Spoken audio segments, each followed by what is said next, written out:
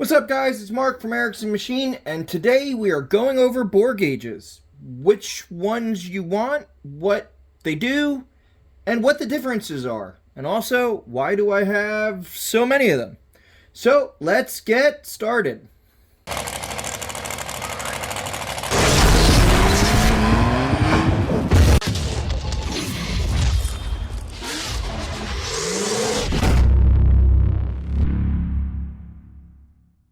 Alright guys, want to first say thanks to coming back to the channel. I greatly appreciate it. I also want to thank everybody that went to ericksonmnp.com and got merch. It really helps the channel.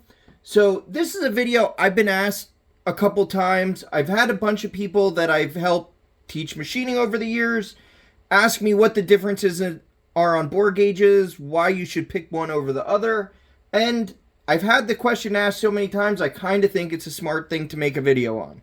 So, what's a bore gauge and why do I have so many of them? So, the reason I have so many of them, first, I've been doing this for over 25 years at this point, and these have all been purchased at different points in my career for different jobs that I've needed. I by no means went out and bought all these at once. And that's not something that's needed to be done. To be completely honest, this is the first bore gauge I bought.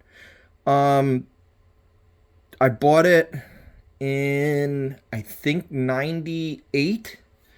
Since then, it's just a Fowler bore gauge. This isn't, I think the complete set is, I don't know, under 200 bucks.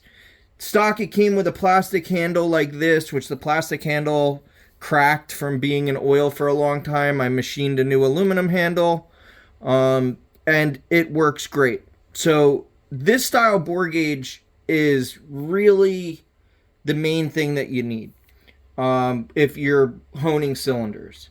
So they make Fowler's kind of on the cheap end of good quality stuff. Then they also make, there's other companies, like there's a company, Shars, that I recommend to a lot of people. They're around $100 for a complete set. And a complete set, sorry, I didn't clean all this stuff, so you're going to see metal chips on it because it's in a machine shop. So, but like this complete set, when I bought it a million years ago at this point, came like this. There we go. This one is right here. So, and then it says the sizes, and then it uses a smaller headpiece that goes down to 2 inches, or I don't remember how low this one, let me see. This goes 1.6 inch it goes down to. So this is a really good starter bore gauge because it does from 1.6 to around 6 inches. And you can buy these spacers and kind of space them out even farther if you want. And all of these are basically set up with a micrometer or a setting fixture, which I'll explain later. So the other thing is, it also depends.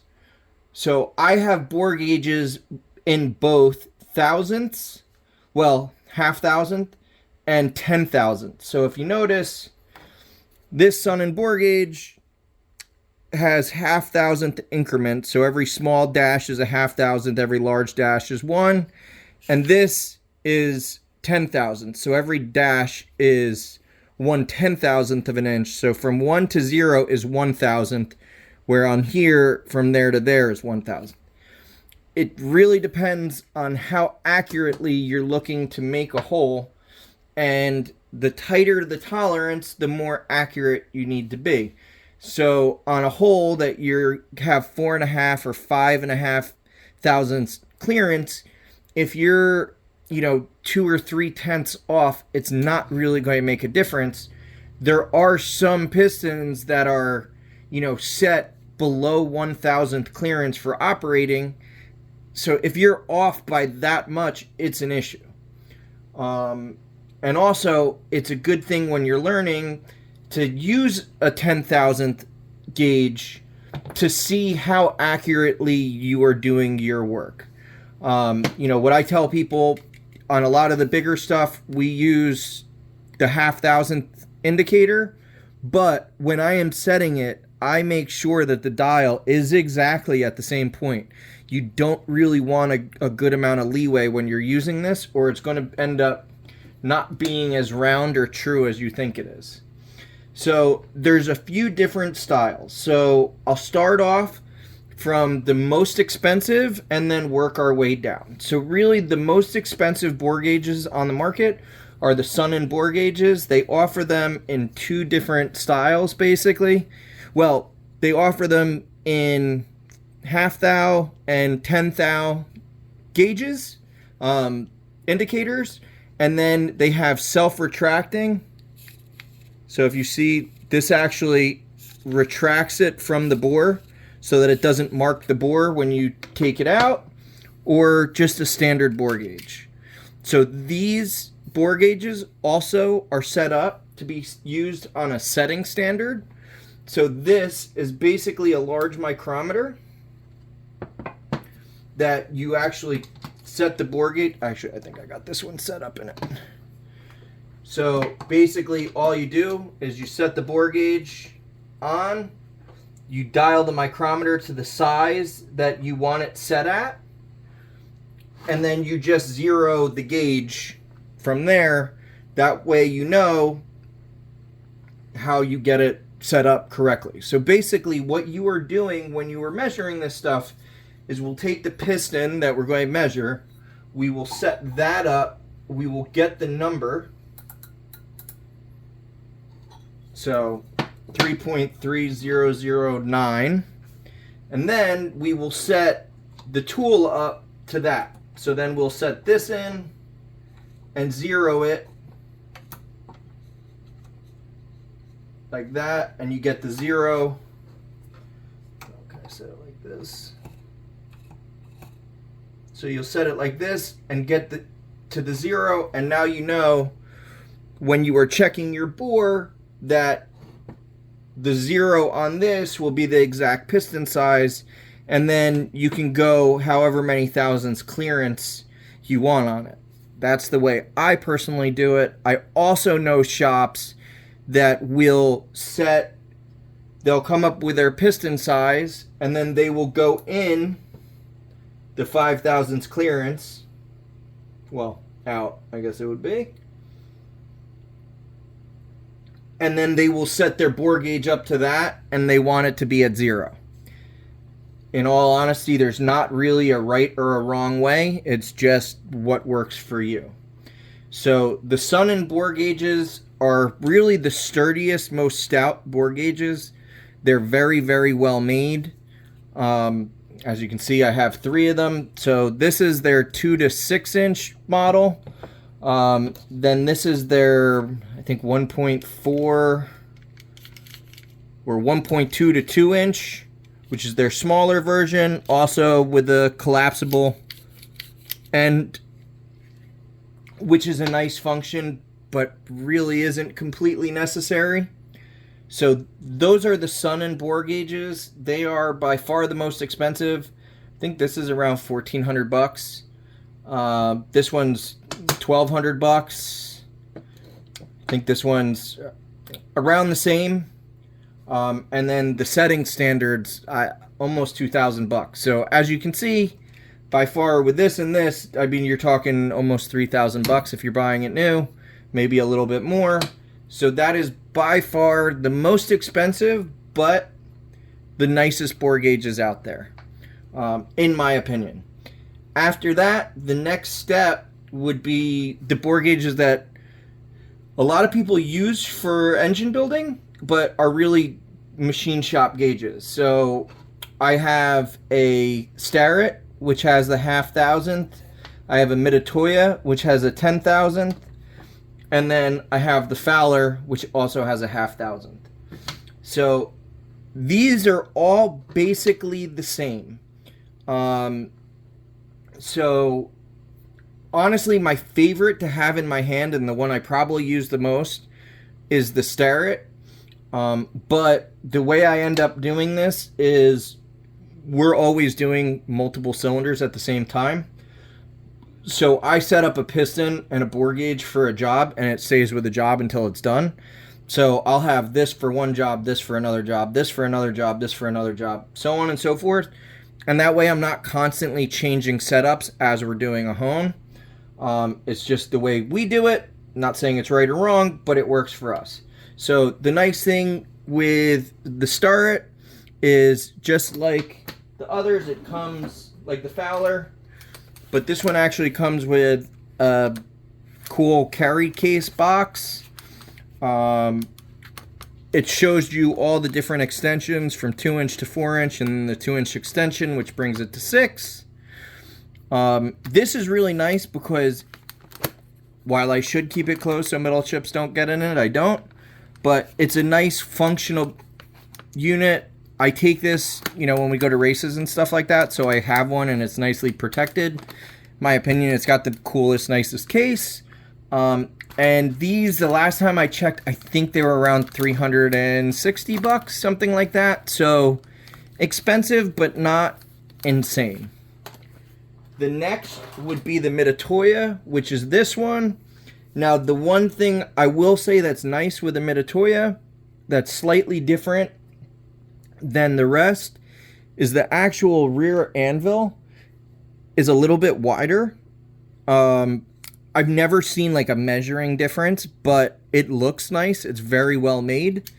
Not saying that this one isn't, but the Starrett version is really kind of how all the industry standard ones are made. Like even the Fowler is very, very similar. They're different, but they're very similar.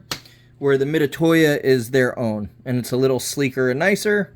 The handle is a little bigger, I guess you would say, but I like the ergonomic feel on the Starrett, and it's got the protector to protect the indicator, which I normally take off, but it's always stayed on this one. This one also comes in a case. I'm not going to show you all the cases, but the 3 main ones, if you're starting out, or 4 main ones, would be this, or this style, or one of the Chinese ones. So I kind of want to just show you how they come so you know what you're getting. Now the Mitutoyo can be bought in 2 different ways, or well, several different ways. You could buy it with a 1/2 thou indicator, you could buy it with a 10 thou indicator like I have it. It comes with the different standards, which are all here. The other ones are in the tool at the moment. And they also do sell one of these that has the replaceable end to bring this down to like 1.2 inch. Really, really nice, well-made tool. To be honest with you, I think the newest one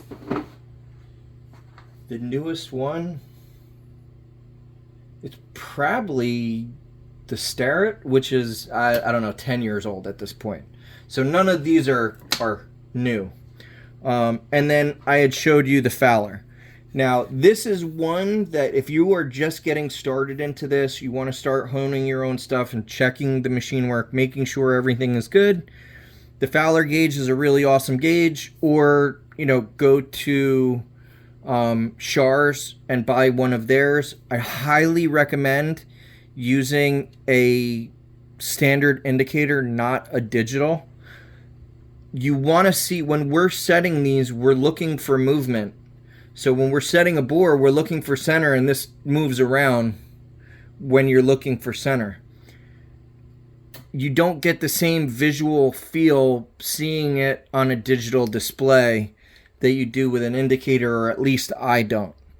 So food for thought when you're buying it, save the money, get one with a good indicator. The other thing you can do, which I've done on a few of these, like this, has a really, really good Federal jeweled gauge on it.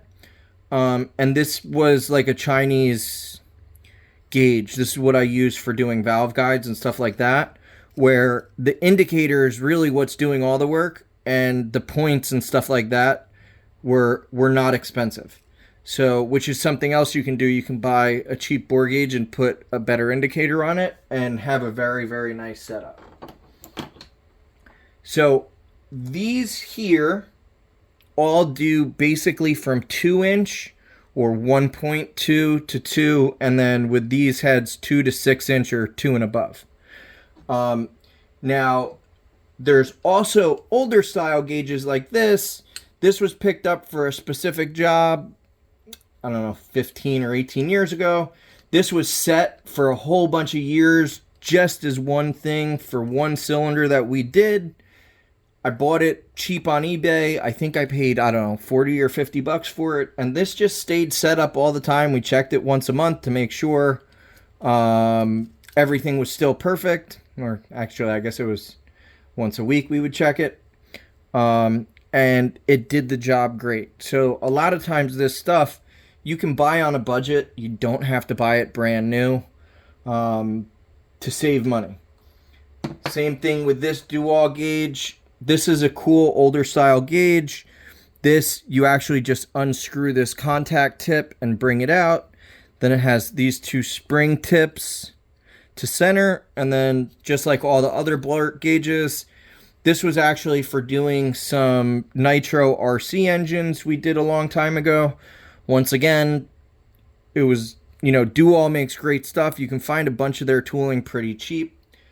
Once again, I think I bought this for 40 or 50 bucks and set it up and used it for a whole bunch of years. And now it sits in the toolbox, and I mainly do like lifter bores and stuff like that with it. Then there's a couple style of smaller bore gauges. So, this is, here, let me grab a caliper and I can tell you exactly the size.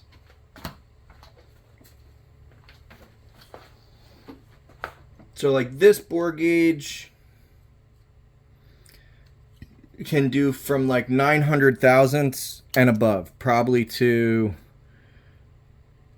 I don't know, 1.5 inches or 2 inches, which makes it work very well. Once again, something that you could pick up pretty inexpensively, but when you're buying these other ones, you want to check for two things. One, that it comes with a feet, or two, that it's a fairly standard size thread that you can make your own feet. This was another one of, so this one is from 0.7 to 1.5 inch. So standard bore gauge, you set it here. So you loosen this, you thread out the contact point to set it. You set it with a micrometer as well to zero it out to the size you want. And then there's different contact tips. So these are all the different tips that thread onto it.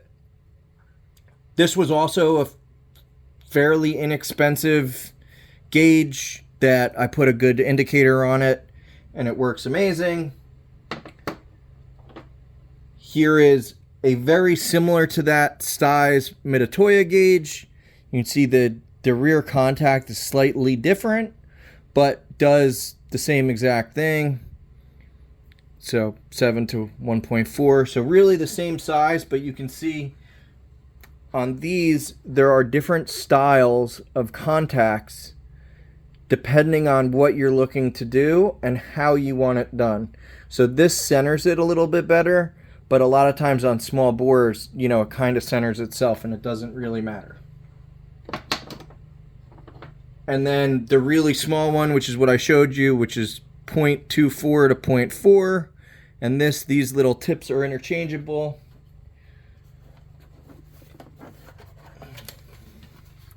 So if you notice, these are all the different contact tips for it.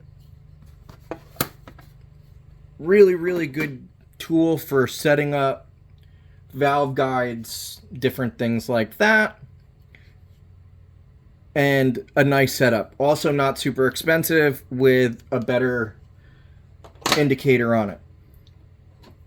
Another way to measure bores, which this is better really for measuring holes rather than measuring precise bores that like a piston's going to run. So it's a 3-finger micrometer. They work very, very well. The whole problem is with this, you can't really see if the cylinder's out around. This just kind of tells you the exact size it is. These will all show you if it's out around, but they work very, very well. they're a little more expensive and they have a smaller surface area, a smaller range. So this one only does from 1 inch to 1.2, I believe, or 1.225. So this was for a nitro sleeve job that we did, I don't know, 10 years ago, that we had to machine 1,000 nitro sleeves. So we did that. So this is another style of bore gauge that can be used. Then there's a couple others. So, oh, I forgot this. This is a really, really old school Starrett bore gauge. So works like the rest. You set it up. The cool thing with it is the finger, you just kind of tighten here. You drop it in the bore and it measures. It works decently. Honestly, this is more in my toolbox now because I think it's cool than something I use, but a neat tool, and it would work. The only thing is only accurate to within 1,000th. Then there is ID mics. So these have been used for many years. So basically, there's different probes that you set in it for different lengths. So this is a half inch spacer. So if you want, basically from 1 to 1.5 inches, it would be just set like that. If you want 1.5 to 2 inches, it would be set like that. Well, this is, I don't know, 3 inches, but you get the idea. This gives you the extra ½ inch of travel. So this right now is set at 3 5/8 basically. So, and then you just adjust it. So now these, you can set them up, go inside a bore, and check it. The whole tricky thing is, when it's in a boring machine, setting this in to figure out where you are, or in the hone, reaching in, is really tricky. And there's a big feel thing to this. So it takes a much more skilled measuring person than you would think to get a really accurate measurement with these. You can get an extremely accurate measurement with these, but quickly being able to see if something is round or not, tapered or not, barrel shaped, stuff like that, this, while it will work, isn't really the right tool for the job. But there are many builders that still use this. I see guys on YouTube using them. I can't say it's wrong, but in my opinion, there's better ways of doing it. And then lastly, which a lot of people have probably seen, here, let me set this back how it was. And then also with these, what I end up doing is I will set them to a size, and then I'll always double check it, and I'll check it with a micrometer and see that it's measuring the right size, and then we continue. And then really the last style of bore gauge that we use here, there are many others, would be telescoping bore gauges. So these, once again, I mainly use these for checking. I don't use these for finished setups. So what I mainly do these for, which if you see in my one new sleeving video, you'll see us doing it. If we're doing multiple bores to sleeve a cylinder, I will put these in the bore. So basically what you do is you just squeeze them, you hold, so it's spring loaded, and then when you squeeze it and hold it here, it locks them. So what you do is you squeeze it, you hold it, you put it in the bore, and then you let it go and you lock it. When it's inside the bore, you tip it to make sure it's tight, and then you go and you check it, and you can see exactly how big the bore is. Once again, this is a feel tool, which makes measuring significantly more difficult, but if you get good at doing it, I can measure within 1,000th or so with these pretty commonly. I wouldn't measure any more accurately than that, but as I said, these are mainly used, or we mainly use these while we're doing multiple step operations to make sure that we are cutting on the size that we want. When we're sleeving a cylinder, there might be 4 or 5 cuts before the final cut. So during those 4 or 5 cuts, I'll see where the machine is cutting, because sometimes for some reason a metal will, be a little harder than normal and it'll cut a little small. Sometimes it'll grab the bit a little more and it'll bite a little bit deeper and remove a little more. We're only talking a thousandth or two. It's not a lot, but it does make a difference on the final size. So that kind of gives you a basic overview, seeing the different styles for the different sizes, why certain ones are used over others, the different setting fixtures, which honestly for these, they also make a setting fixture, which I don't own, which uses Joe blocks, which are precise blocks that you get to the size. I've never seen that as a logical thing, because you're just taking way more time to set up a tool than just using a micrometer to set it up. And one thing you want to be careful of is you want to try to keep the amount of measuring tools you're using to set up your engine at a bare minimum. So, or you want to be checking everything with the same standard, because what can happen is, this might not measure the same as this. This goes from 2 to 3 inches, this goes from 3 to 4, but when this can go, to 2.95, and this can go, to 2.95, or this can go to 3.05, and same here, you want them to be exactly the same. So if you're measuring with this, setting with that to this, and then boring with something else, there's room for error in that. So I try, even when I use this setting fixture, I will measure the piston, double check the piston. I will then set the bore gauge up, set it on the setting fixture, check it, and then I will check it with a micrometer again, just so that I know everything is correct and you don't make a huge mistake.